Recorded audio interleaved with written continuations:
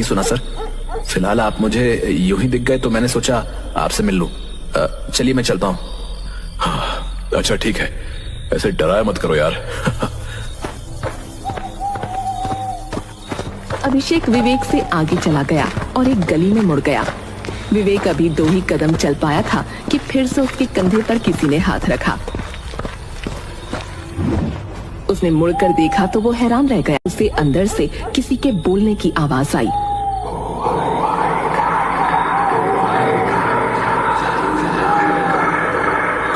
कौन है? कौन है अंदर? विवेक के बोलते ही अंदर से आवाज आना बंद हो गई।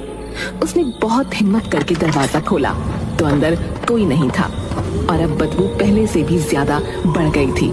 उसने फटाफट एयर फ्रेशनर छिड़का।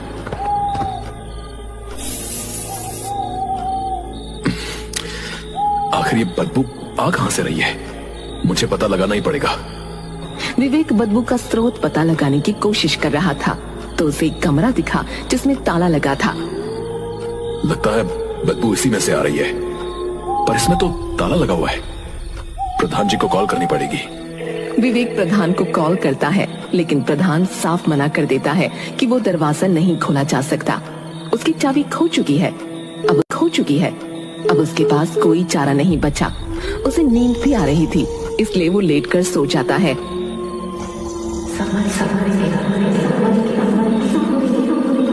रात का 2:30 बज रहा था। विवेक की एक अजीब सी आवाज के साथ आंख खुली। मोमबत्ती बुझने ही वाली थी। उसकी हल्की सी रोशनी में उसे कोने में एक आकृति नजर आई। वो आकृति दिखने में किसी औरत की लग रही थी, पर उस समय विवेक को अपने दिमाग पर भरोसा नहीं था। अचानक बाहर बिजली कड़की और उसकी रोशनी में उसे नजर आया कि वो एक चुड़ैल है। वो डर कर बाहर भागा। हे भगवान, हे भगवान, ये सपना है या हकीकत? क्या मैंने अभी एक चुड़ैल को देखा? मैं क्या करूं? मैं क्या करूं? विवेक डर के मारे बाहर ही सो गया।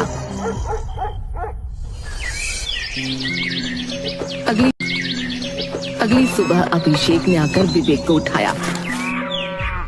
क्या बात है सर, बाहर क्यों सो रहे? तुम मानोगे नहीं अभिषेक, मैंने रात अपने कमरे में एक चुड़ैल को देखा था। क्या सर आप भी? चलिए अंदर चलिए। विवेक डरते डरते अंदर गया और जैसे ही अपनी कुर्सी पर बैठा तो अचानक उसे बेचैनी होने लगी। चीखों की आवाजें उसे सुनाई देने लगी और उसका शरीर फिर से पैरालाइज्ड होने लगा। तो वो उठकर खड़ा हो गया। यहाँ आखिर दिक्कत क्या है? पता नहीं सर, मुझे तो लगता है इस सब में प्रधान जी का हाथ है, इसीलिए वो यहाँ कभी नहीं आते। तुम सही कह रहे हो, क्योंकि कल मैं उनके घर गया था तो वो बिल्कुल ठीक थे, पर फिर भी यहाँ नहीं आए। खैर जो भी हो, अब मैं यहाँ एक तांत्रिक को बुलवाऊंगा, वरना मैं यहाँ रह नहीं पाऊंगा। दिन भर का काम निपट जाने के बाद विवेक शाम में एक तांत्रिक को बुलवाता है। वो तांत्रिक उस चुड़ैल को अपने वश में करने की और उससे बात करने की कोशिश करता है।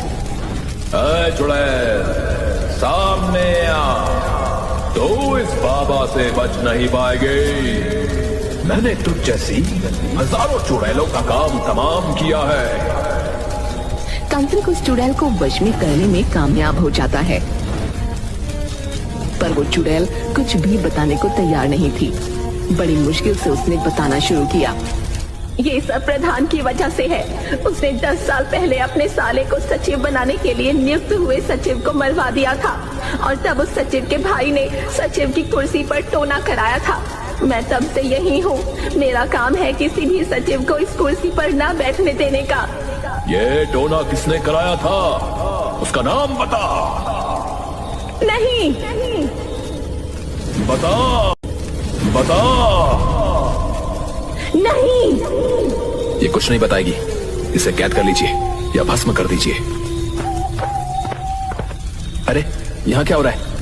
अरे तुम्हें पता है अभिषेक, इस कुर्सी पर किसी ने टोना कराया है, जिस वजह से ये चुड़ैल यहाँ किसी सचिव को रहने नहीं देती है।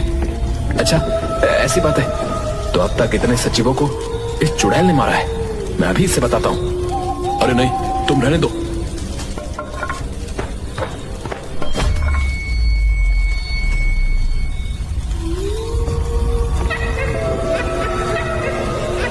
ये तुमने क्या किया? अभी तुम्हें आधी कहानी पता चली थी, पूरी कहानी जान लो कि ये टोना मैंने कराया है। प्रधान ने मेरे भाई को मारा था। मैं इस कुर्सी पर कभी किसी को नहीं बैठने दूंगा। तो तुम प्रधान को मारो ना।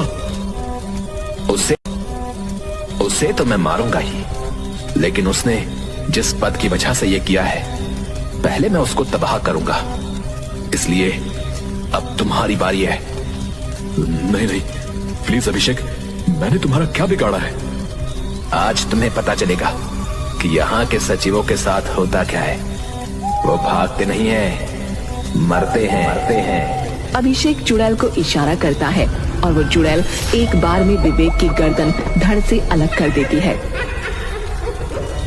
फिर वो बंद पड़े कमरे को खोलती है। कमरा पूरी तरह से लाशों से भरा हुआ था। उसमें अब एक लाश विवेक की भी थी और कमरा फिर से बंद हो गया था।